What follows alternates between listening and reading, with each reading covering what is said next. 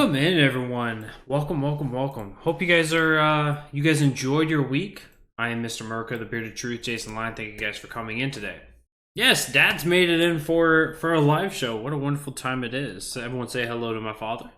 Thank you for everyone for joining in today. If this is your first time here, my name is Mr. Merca, the Bearded Truth, Jason Line. Thank you guys for coming in. As I've said repeatedly already, I am your neighborhood friendly libertarian talking about the politics and social issues that around the world as well as around here in the country, in order to bring it back to the individual to figure out what is right, what is the correct way of doing this, because certainly the decades and centuries of this government have shown that they are not for the betterment of the people. I want to give a big shout out and a thank you to Muddy Waters Media for allowing me to utilize their platform in order to espouse my views, my opinions, and my stances on the issues that have come up. Tonight's show, we've got quite a few things to talk about. We're going to talk a little bit about Uber, the boycott there with Uber. Is it just another boycott? What is it? And we'll get into that whole spiel. We're going to talk a little bit about the Cubs fan getting banned for life. We'll also be talking... Now, I brought up on Monday night's show about the royal baby and just how ridiculous that is. Well... one of the BBC radio hosts actually managed to make it a newsworthy, if you will. So we got to talk about that. And then we're going to talk a little bit about the Colorado shooting. And then last but not least, I'm going to open up the phone line for this. We're going to talk about the Georgia Heartbeat Bill, H.R. 481. So we'll talk about all of that. We got a lot to get through tonight. So thank you guys if you guys have shared this out. Helped bring your friends, your family, and your close ones, even the people that you don't like that follow you. Thank you for bringing them on into this show tonight. If you guys haven't, I understand. I would never want to be associated with one of those kind-hearted, loving libertarians either. But thank you guys who've shown support throughout the years and throughout the time. Thank you guys for being here tonight. So I want to open up with the BBC radio host. There's a BBC radio host that got fired over a racist royal baby tweet. This comes from CNN Business. BBC radio host broadcaster Danny Baker has been fired after posting a racist tweet about the Duke and Duchess of Sussex's new baby. This was not a kind gesture. He definitely is a radio host, is not a comedian by any means, but he tried to. And welcome in, Jacob. Posted a picture of a black and white photo of a man and a woman holding hands with a chimpanzee in a suit and top hat with the caption "Royal Baby Leaves Hospital." Free Danny, yeah, absolutely, free Danny. So the joke, of course, in the age of 2019, if you make jokes about involving infants, involving babies, involving royal babies, this is not going to go over well. This is not something that's going to be beneficial for your future. It is what it is. Certainly, I'm a fan of freedom of speech. I'm a fan of I may not be a fan of what's being said, but I'm a fan that people are able to say these things. And certainly, this is one of the things, those things where he got some pushback, and many people believe that it was rightfully so. And amid widespread accusations of racism, Baker deleted the tweet and said he was sorry that his gag had whipped some up. He claimed the connotations had not occurred to him because his mind is not diseased. If you don't see racism, if you're not somebody who continually looks out there for racism, this may be logical for you, right? You may say something out of jest, out of fun, out of not out of racially motivated message, and it can come off that way. And so we really don't know what Baker was thinking and how it should have gone. Who this dude? What's up, Mr. Pumpkin Spice Man? Welcome in. I haven't seen you in forever, Tom. He should have known better. You absolutely are right. You're absolutely right. He should have known better. especially in 2019. A BBC spokesperson said that there was a serious error of judgment and goes against the values we as a station aim to embody. Danny's a brilliant broadcaster, but will no longer be presenting a weekly show with us. Baker responded defiantly to the decision, saying on Twitter that the calls for his dismissal were a masterclass in pompous faux gravity, and that the BBC literally threw me under the bus. Sometimes when you make decisions like that, and a business goes, "Hey, you didn't portray us in a good way because we knew you were one of us, and people found out that you were one of us," they get rid of you. Well within their rights to do so, well within their ownership of their company to do so. Saying that they threw him under the bus. Everyone's got to find a way to be a victim, right? Everyone has to. And I think this is certainly not one that he was free of. While we're talking about racism, we of course have to go over to the Cubs. I'm sure many of you have seen. Hey boo, looking good. Appreciate it, man. Hope you've been well. I'm excited to see your story on everything that's been going on. But nonetheless, Cubs fan is banned for life after flashing the white power sign behind a black reporter. So this, if you guys have never seen it, this is the white power. This is supposedly white power. So it's got the W and it's got the hole. Now this is also something that at my work, at many places that I've worked, where adults, mostly men generally, will play a game where if you put this under your waist, you put this under your belt line, along your leg, and somebody looks through the hole of your fingers, you get to punch them. Little immature horseplay games. And 4chan has taken that and spun it up and made it to where everyone thinks that this is the white power symbol. And so a Cubs fan who displayed this has been banned for life. The Cubs have identified and banned a fan who flashed a white power hand gesture during the broadcast of Tuesday's night game against the Marlins. Team president Theo Epstein made the announcement on Wednesday. At a news conference, Epstein said that the team was able to determine the fan's name and said that he can never set foot inside Wrigley Field again. We've made clear how egregious and unacceptable that behavior has no place in our society in baseball and certainly no place for it in Wrigley Field. The person responsible for that gesture will never be welcomed back to Wrigley Field. I think it's important to have a strong response and send a message that is in place of inclusion. Let's tar and feather the man. Let's go after the man. If we need to make a message out of this individual. He dared to put his hand to make the OK symbol, flip it downwards, and the man needs to be hung by his toenails, whipped with a wet noodle, and just made a mockery out of, because that is unconscionable.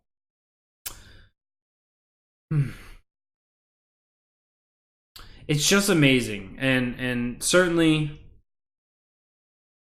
this article comes from CBS News. The origins of the gesture, which resembles the OK sign, can be traced back to the trolls on the internet message board 4chan. Trolls on the internet message board, who invented it as a hoax, according to the Anti-Defamation League, which tracks the activities of hate groups. It has since evolved into a symbol used by members of the alt-right and white supremacists. So 4chan was like, hey, this is racist. And then people were like, all right, we're going to start using this as a way of mockery.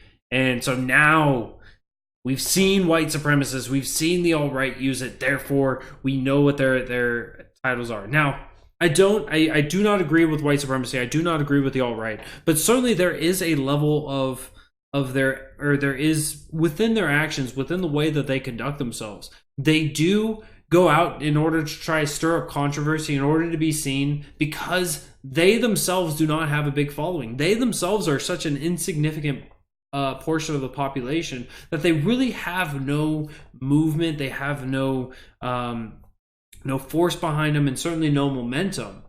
So they want to find any way possible in order to have some growth, and certainly using the mainstream media to denounce them constantly is one way for them to gain that attraction.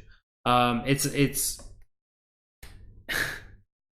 if we look back at the Nazis back in the 1920s and 30s, this was something that they did, right? They would go out in their small numbers, they would go through the streets, and they'd be protesting, and they would be riling up people, getting people upset, and then eventually people would attack them. When they were attacked, they would play that they were the victim, and then they would try to manipulate the media in order to embolden their message, embolden what they were. And here we have, despite the fact that they're a much smaller group, a much smaller portion of the population, they're doing the same exact thing as the Nazis did back then.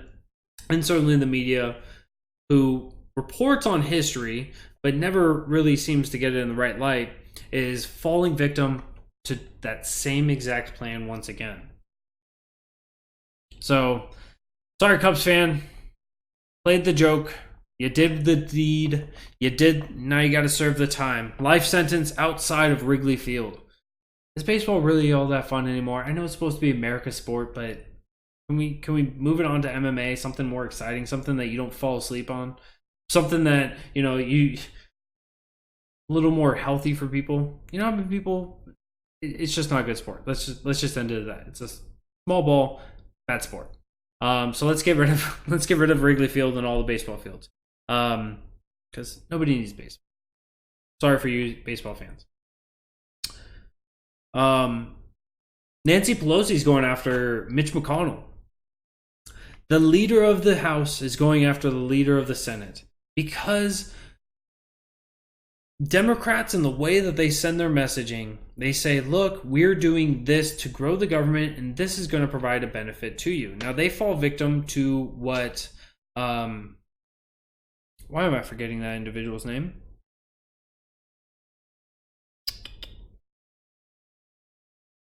I forgot his name.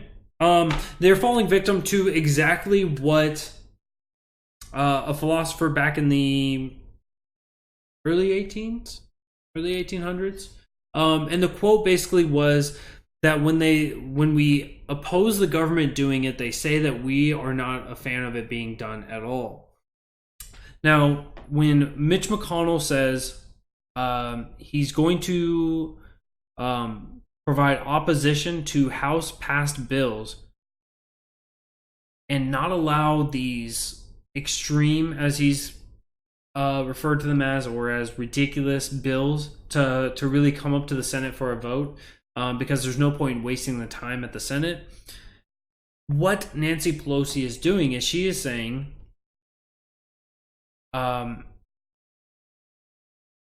Senator Mitch McConnell says that he is the Grim Reaper. He wears that as a badge of honor, that he is the Grim Reaper. He's going to kill any House legislation for the people, saying he will bury our bills in the Senate graveyard effectively. That's not really a very hopeful political agenda, the Grim Reaper.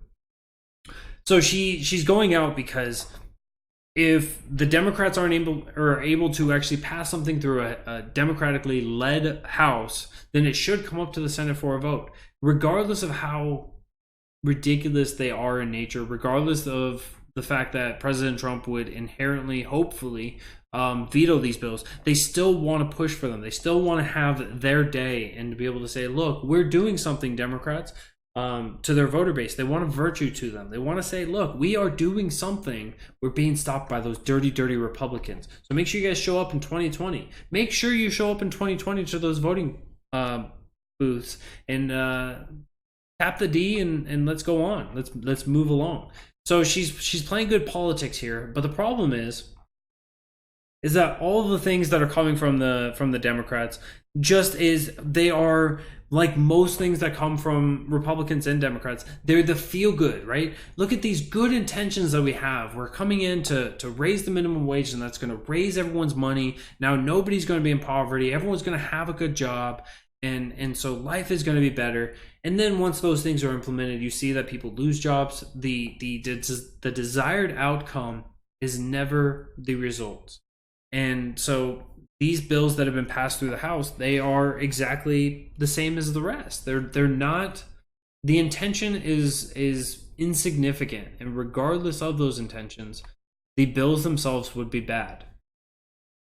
Republicans writing bills, usually they're bad just as well. Now, if they're actually cutting at the strings of government, if they're removing government from its involvements and its interactions within commerce, within the way that people deal with their lives day to day, it's a good thing, such as what Denver passed. If you guys missed that, Denver did pass the decriminalization of magic mushrooms. That's right.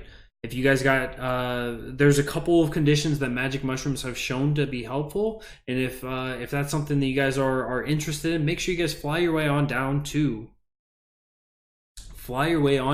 Denver, where it is now decriminalized. So Denver, who was one of the first areas to push for recreational marijuana, their state, Colorado, picked up on that, so they didn't need to push anymore. And now the first locality to decriminalize magic mushrooms. That's always a good thing, right? Whether it was Democrats or Republicans voting for that, that's a good thing, because it got the government out of the way. It made less victims of the government. But these other bills, not so much. And we'll get into, like I said, we'll get into the heartbeat bill from Georgia later on. I'll open up the phone lines, and I would hope that you guys would like to call in. Whether you're pro-choice or pro-life, it's not a matter of us hating each other. It's a matter of us having a discussion about this, because as pro-life as I am, I don't think that necessarily that bill was written in the best way, and certainly the implementation may not be the best. But I want to progress on in my progressive manners and in the ways that I'm always trying to change the fundamentals of the way our government is.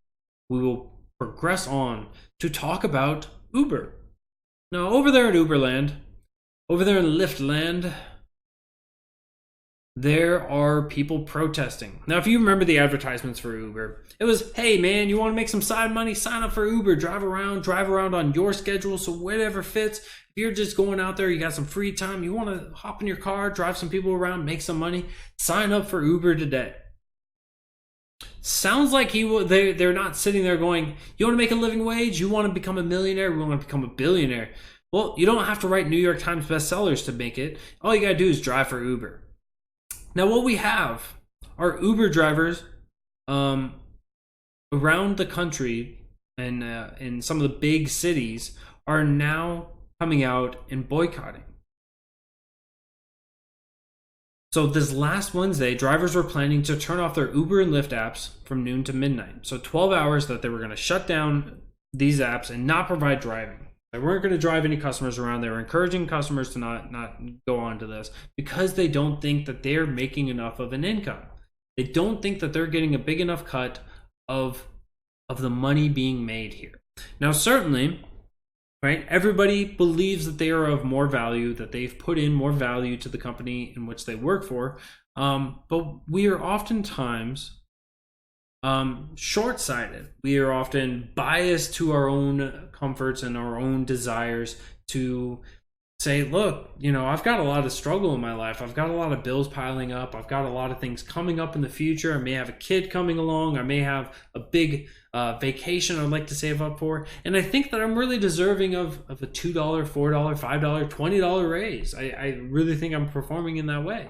And that's a discussion you can have with your employer, certainly, but your employer goes, yeah, I'm paying you quite a bit already. I don't see any appreciable growth that has warranted such a increase.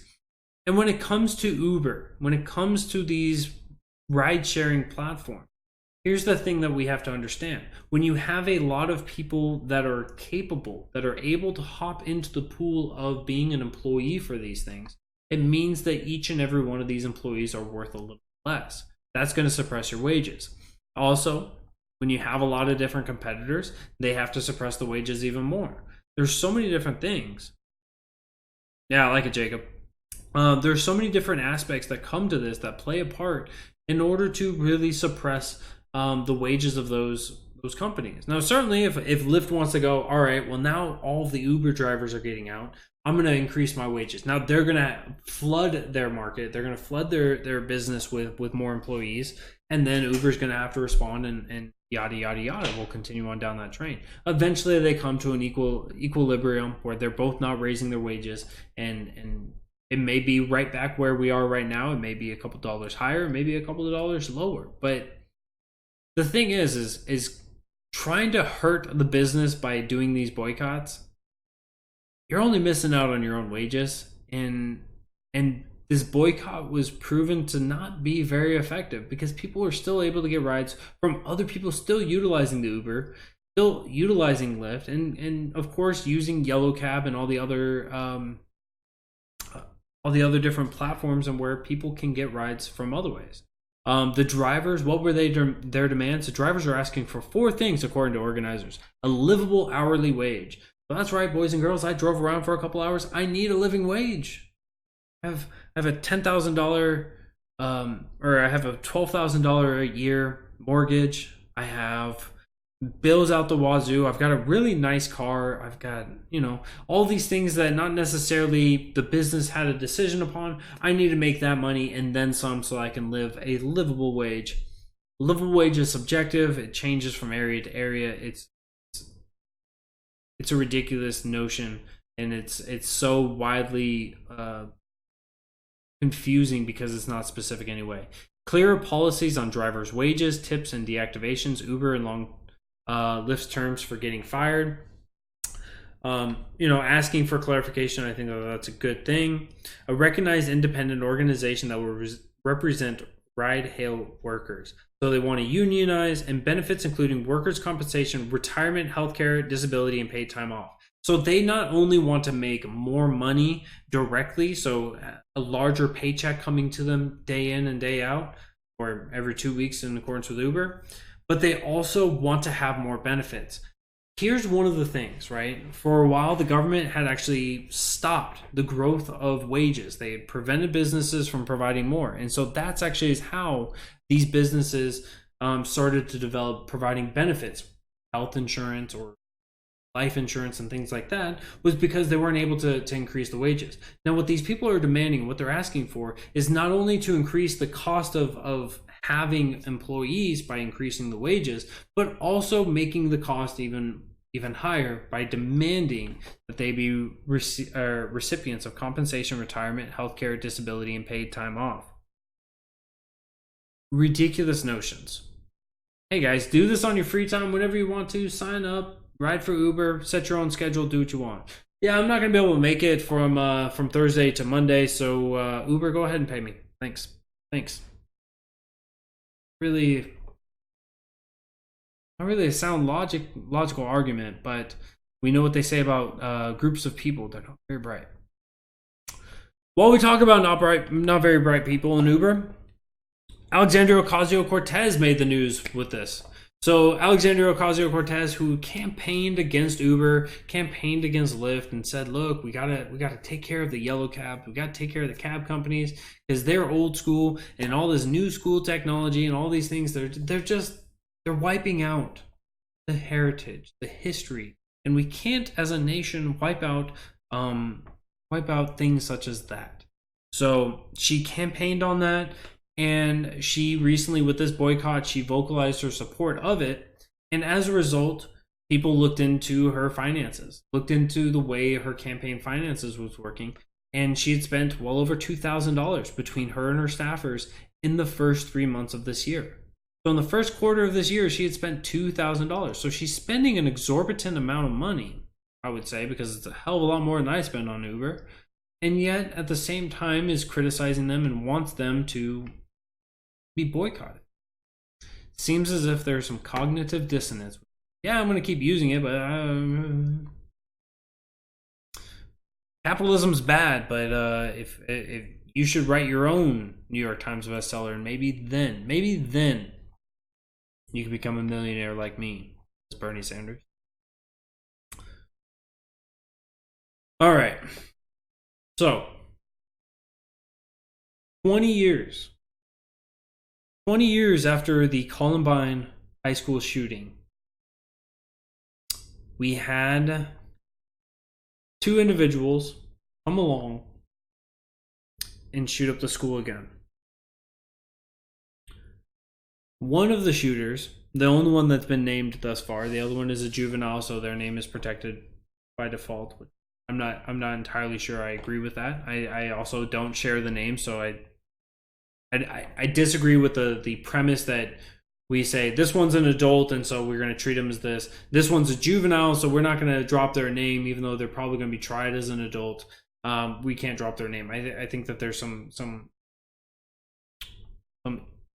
inconsistencies there. But nonetheless, one of the shooters, the one that was named, would walk up and would whisper, like get really close and kind of put his arm around you and whisper in your ear, "Don't come to school tomorrow."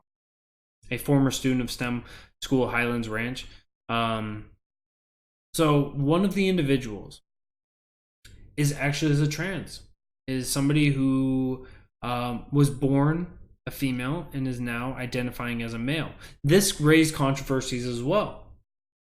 This raised the issue of mental stability, of mental health, because if you look at the DSM-5 and you look at the history therein, gender dysphoria, as it's called, used to be a psychological disorder or a mental disorder, and now it is just merely a mental condition. But there's so many more underlying issues when it comes to gender dysphoria.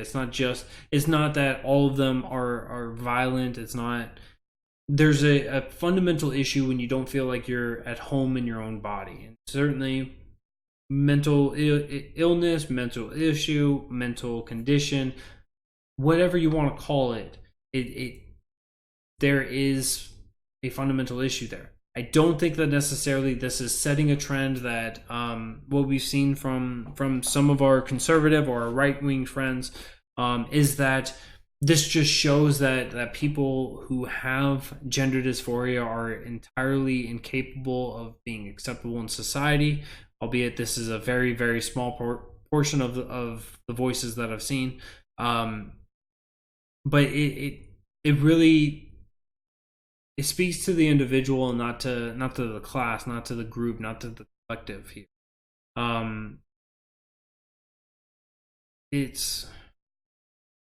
This entire situation has been, of course, unnerving for many a people, but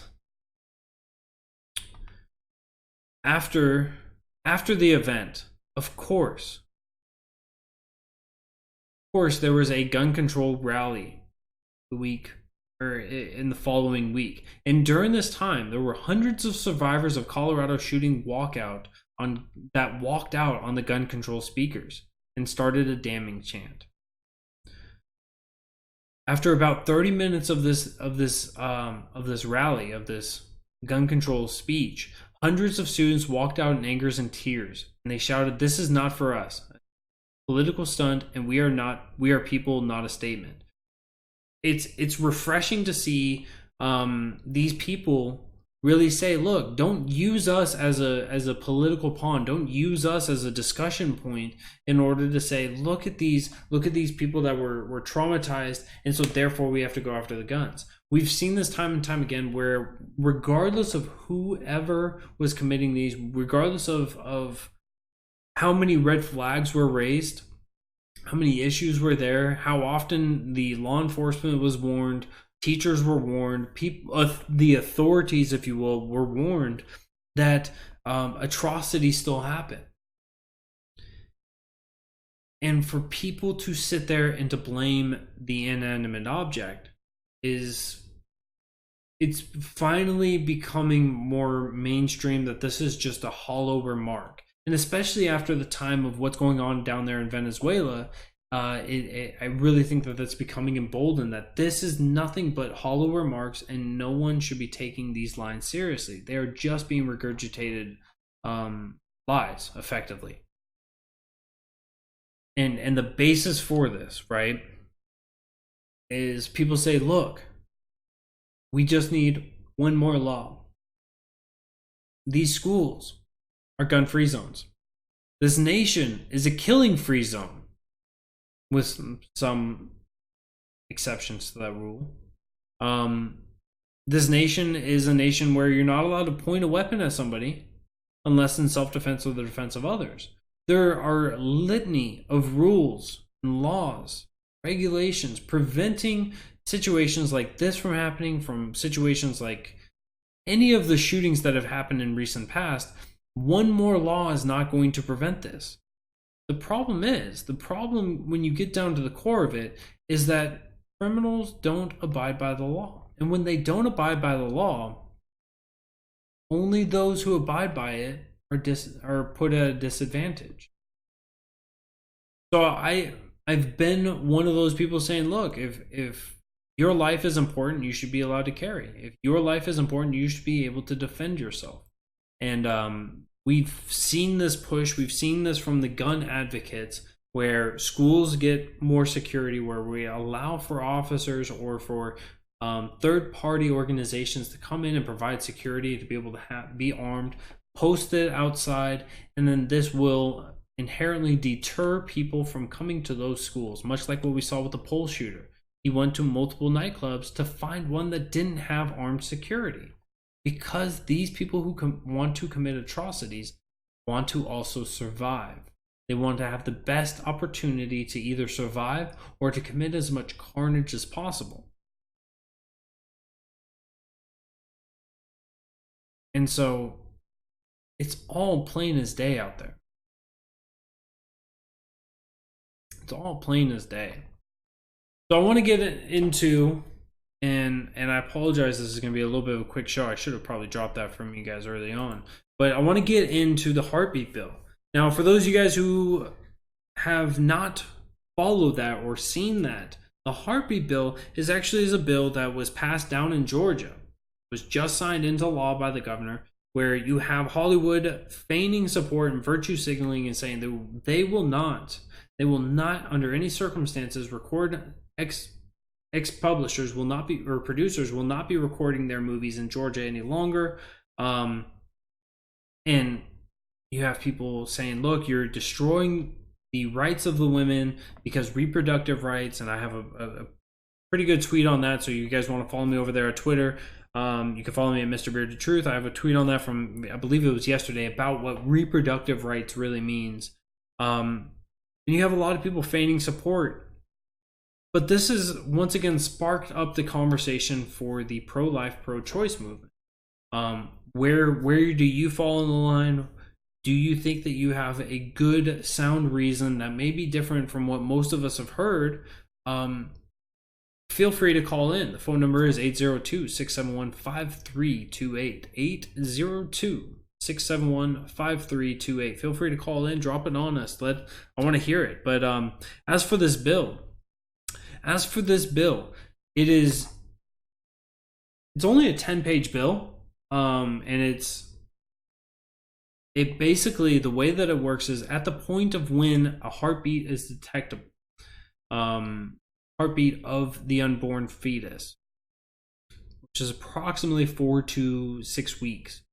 At that very moment, at that very point in time, from then on, it would be illegal in Georgia in order to perform an abortion. Now, they do have some exceptions here, which many people have said that there's not. So on line 97, medical emergency means a condition in which an abortion is necessary in order to prevent the death of the pregnant woman or the substantial and irreversible physical impairment of major bodily function of the pregnant woman. No such greater risk shall be deemed to exist if it is based on a diagnosis or claim of a mental or emotional condition of the pregnant woman, or that the pregnant woman will purposefully engage in conduct in which she intends to result in her death or the substantial and irreversible physical impairment of a major bodily function.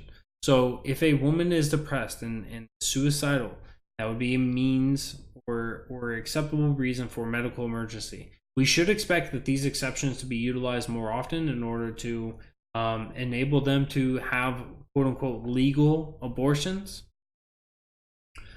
But it's a huge topic nonetheless, and I've seen a lot of people pushing out some what I would refer to as pretty ridiculous talking points. There are people out there. There's been a couple viral tweets in the pro-choice movement. I've got both of those saved on my phone. Let me pull that up real quick. I apologize for not having that prepped and ready to go for you guys. But here was one. You know what? Vasectomies are reversible. Why not just make them all men get them? And if they're truly ready to be a father, they can undo them. What's that? You have problems with this? Yes, you're right. It's wrong to regulate men's body like that. So this was a tweet from Everywhereist. Geraldine. This is an actual verified person on Twitter. So let's get through this. You know what? Vasectomies are reversible. Why not just make all men get them? So the problem with this, right? There's a big fundamental issue where people are saying because the government is stepping in the way and preventing people from killing another innocent, defenseless being, then that means that we should be advocating for the government to actually go inside of the body of another individual, of half of the population, snip them of their ability to reproduce. And when it comes to these reversals, now these reversals, vasectomy reversals, they're often said that they're all reversible. Only about 30 to 90%. Now that's a wide range, but if we go to the more conservative side, so the 90% of the reversals work. You are now taking away the rights and the ability for a man of 10% of the population to be able to reproduce because you felt it necessary for the government to come in and to intrude and to impede upon the individuals, the men in this country, and prevent them from being able to reproduce. There's a huge burden there. Of course. And so there's a major fundamental issue there. Now, if we go to the other side, right, we go to the more extreme, 70% of the population. Now, we are drastically affecting the population at that point, all involuntarily. Now, also, I want to point out that there is not a single law that is ever passed that you are not willing, that the state is not willing to defend with the laws up to and including taking the lives of those who break them, right? You go speeding down the road, and you want to get your ticket, and you refuse to take your ticket, and you drive off. You have a risk. There is a chance that the officers, whoever is chasing you, may result in the ending of your life over a speeding ticket. So something as as a small issue as that. I'm not saying large speeding. I'm saying just a couple miles per hour over the speed limit. Something like that can take the life of somebody. Certainly, right? Somebody who would refuse, and I would be one of them. I would refuse to have a vasectomy on principle. The government would then force me in some capacity in order to force me to have a vasectomy. If I resist, same treatment as if you resist the speeding ticket. Same resistance if you resist to pay your taxes. The state can and will, some events, take your life.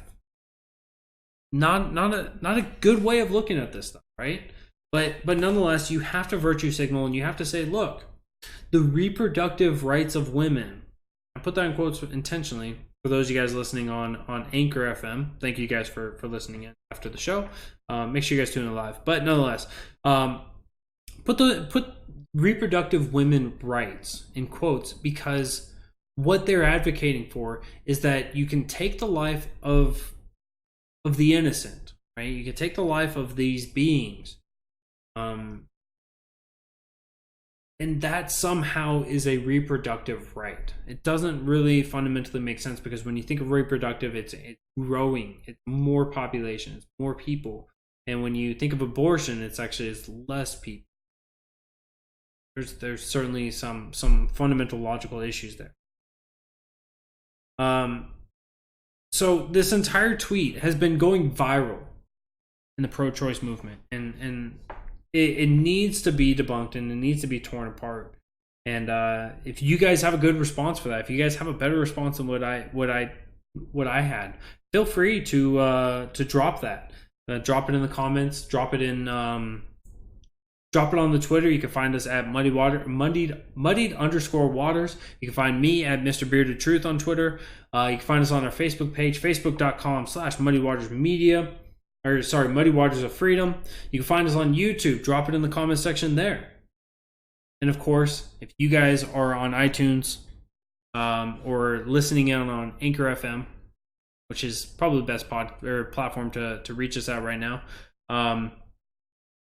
feel free to find us on another platform in order to drop it. But while you're there on those podcasts, make sure you give us a 5-star review and help grow the movement. Help be that person to pick up the shovel and help us grow.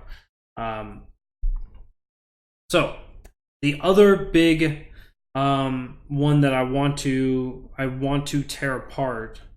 Pulling it up right now. I apologize. There it is. All right, we got a call. 1 second. I'll go through that. Press 1. Hey, Forgotten Man, how's it going? Hey, good. How you doing? It's going quite well. You're live on the show. Thank you for calling in, man. I'm always excited to hear your voice. So what's going on in your world? What's on your mind? Well, I know you were moving on to a different subject, but I wanted to go back to the heartbeat legislation. Yep. Okay. This whole controversy, well, a lot of this controversy that has to do with abortion is women are fighting for their right to do what they want with their own bodies, Mm-hmm. or to make their own healthcare choices with their own bodies. Okay. And the heartbeat thing has come up before. I don't know how many times it's been legislated on, but I know that this debate with the heartbeat, when the child actually has a heartbeat, has been kind of floating around for a while. And I don't understand how feminists can argue the point that once a second heartbeat is beating inside them, that there's not another person there. Yeah, and with that, they're anti-science. So by biology standards, by physicians and everything else, basically at the point of conception, that's when life begins. I wish that those who are pro-choice would at least have an honest conversation about this and say, yeah, it's a life, but I'm okay with ending that life. At least then we can say, at least you're honest while being atrocious with your views. But yes, there is a huge issue there. And certainly the argument and the reason why this is being framed in this way is that everyone has a different standard as to when life begins, because it's easy to commit or to perform an abortion if you don't think it's a life. If you think it's a clump of cells, if you look at it and say, look, it doesn't have sentience, it doesn't have memories, it doesn't have this, that, and the other. And so when you look at that, even with the argument that at the point of when a heartbeat is formed and is being utilized, at that very moment, that's when life begins. There are people walking around on this earth right now that have a pacemaker that are actually helping ensure that they have a heartbeat. So are those people considered alive, or are those people considered dead? And if they're considered dead, can I just stab somebody in the chest and end their life? And certainly it comes down to no, you can't. And so even this heartbeat thing, I disagree with it on that notion that it's still life even before the heartbeat. But I think it's just moving to a shifting the middle ground, if you will, which I can understand. Right, and I mean, if it came to the point where I would have to concede that abortions could be done until the heartbeat was beating, I guess I would have to concede that. I mean, there would be a lot less abortions that happen if we could get to that point where we're saying 3 months, and that's, I don't know exactly, like 3.5 months or something like that before the heart starts beating. Am I correct, or am I? The heartbeat starts at 4 to 6 weeks, so it's very, very early. 4 to 6 weeks. Okay, so 4 to 6 weeks. Yep. So that's only about a month. Yep. I would say, okay, I'll concede that female, that the fetus is part of the woman's body until the heartbeat, and then they only have a month to get whatever procedure it is that they want to get done. Because I think there'd be a lot less abortions if it came to that. I don't think abortion is a great thing for humanity. I think it's a terrible thing for humanity. But this is the reason why Hitler, justified bringing Jews into concentration camps. He reduced them to being subhuman. Yes. So his followers were like, well, I mean, they're not human anyway. So, and that's what justifies these holocausts. Yep. And this abortion thing is one of the largest holocausts that humanity has ever seen. So, absolutely, to me, I think 100 years. I mean, we talked about this a week or so ago back. That I feel like in 100 years, this will be considered one of the greatest holocausts that mankind ever endeavored in. And I'm hoping that that's what happens because, I mean, in my mind, I believe that that's true. Yes, absolutely, I agree, and it's going to be an argument for a long while, and you hit the nail on the head when you talk about, you know, when you dehumanize somebody, when you objectify them, there's no remorse in taking the life of something that doesn't have a life, in your opinion. And so it's been the messaging has been clear from Planned Parenthood, from the pro-choice movement, that these are not life, these are not people, and so by that virtue, you're doing nothing wrong by ending them. And certainly, as a principled libertarian, I could see that as a clear violation of the non-aggression principle. That unborn child has done nothing wrong to another individual in order to warrant their termination. But yeah, man, I appreciate you calling in. I always love your insight, and I'm gonna go ahead and wrap up this call with you, and I appreciate it always. You are a blessing on the line. Thank you for calling in, man. Okay, thank you, and I'll call in again. I appreciate it. Have a great night. Thank you for calling, man. I always do appreciate your calls. Open up the line once again, guys. If you guys want to call in, you guys got something you want to add in onto the conversation, feel free to do so. We can get into the discussions of viability, the point of sentience, and all of those things. And certainly there's a wealth of knowledge and wisdom on the topic. And certainly I may not be the greatest arbiter of that, and maybe you're a little bit better than me on that. So feel free. Don't be scared. Don't be hesitant. Call on in, whether you're pro-choice or pro-life. Always a good time. But with this bill, the heartbeat bill, like what Forgotten Man was talking about, there have been other states. Here in South Carolina, we had an attempt on this to get this passed. We've seen this in Ohio, made headlines last year.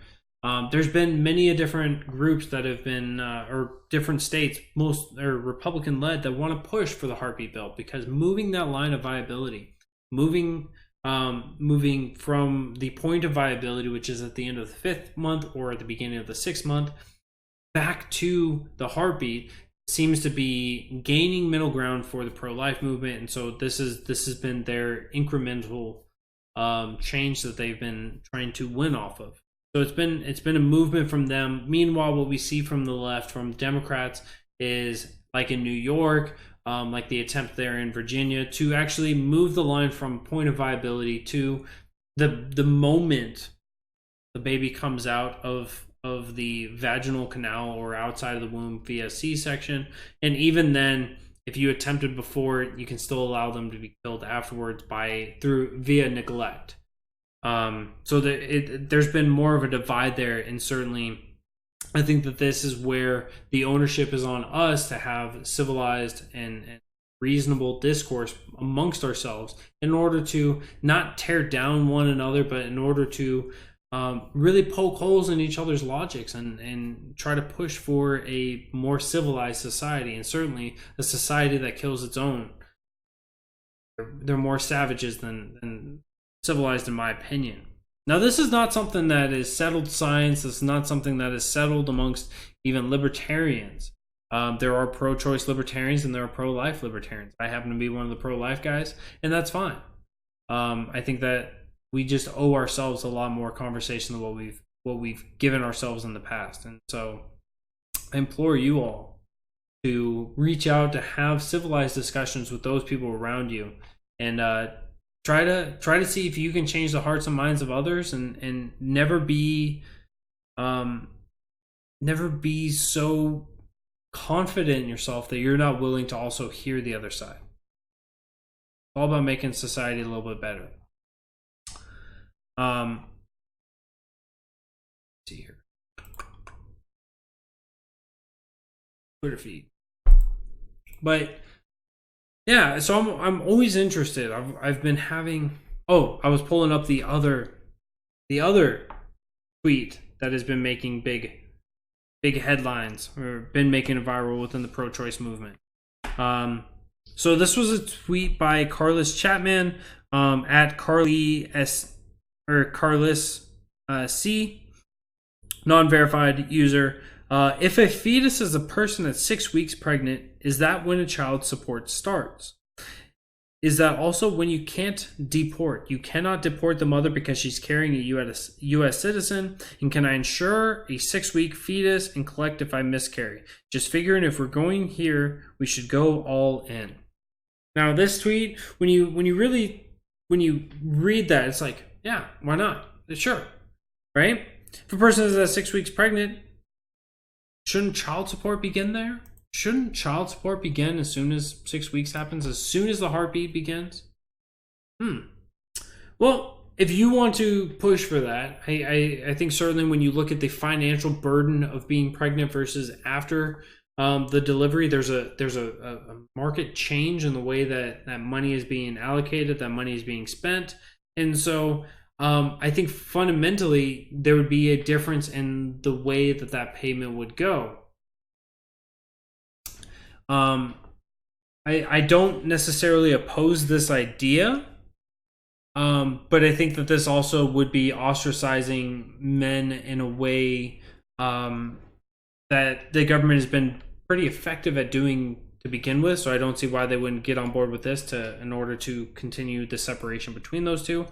But on that one right there, you have to also acknowledge that a fetus then is life, and then if at that point you have to have documentation, and you have to also be able to prove the not the gender, but prove the DNA is that of the father. And so you get a little more intrusive with that. There's a lot of logistics here that simply says that this is going to be an egregious amount of work. But if you're a hurting mother, I can understand not wanting to go through this on your own.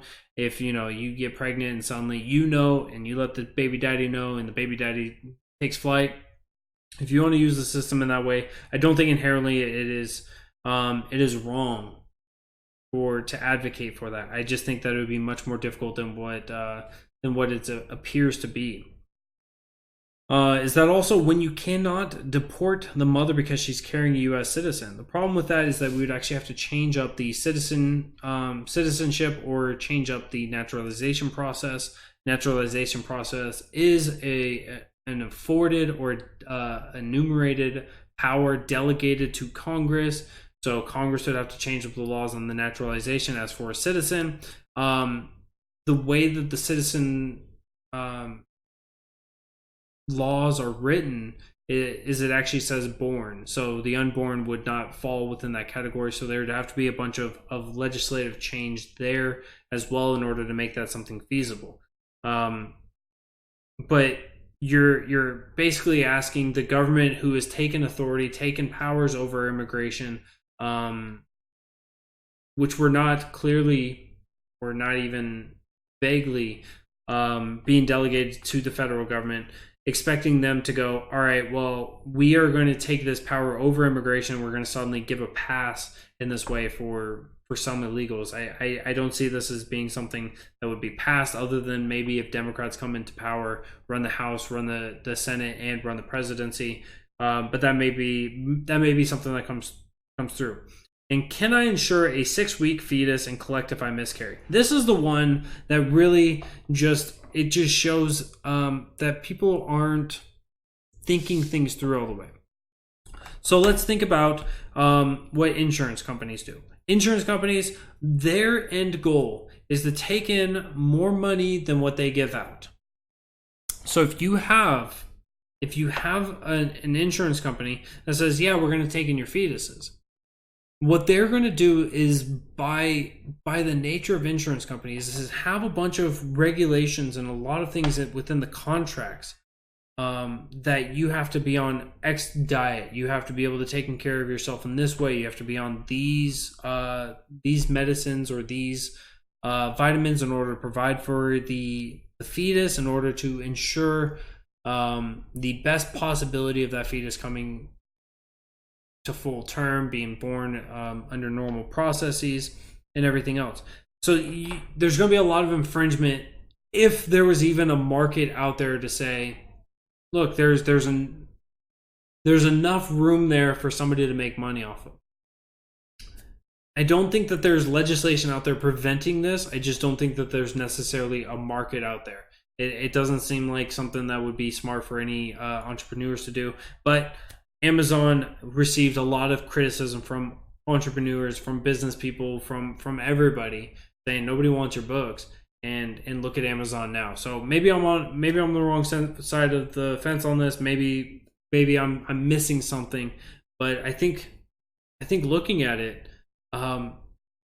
sure, you can insure a 6-week-old. Find somebody who's willing to do it, and it's just not there. I just really don't see that ever coming to fruition.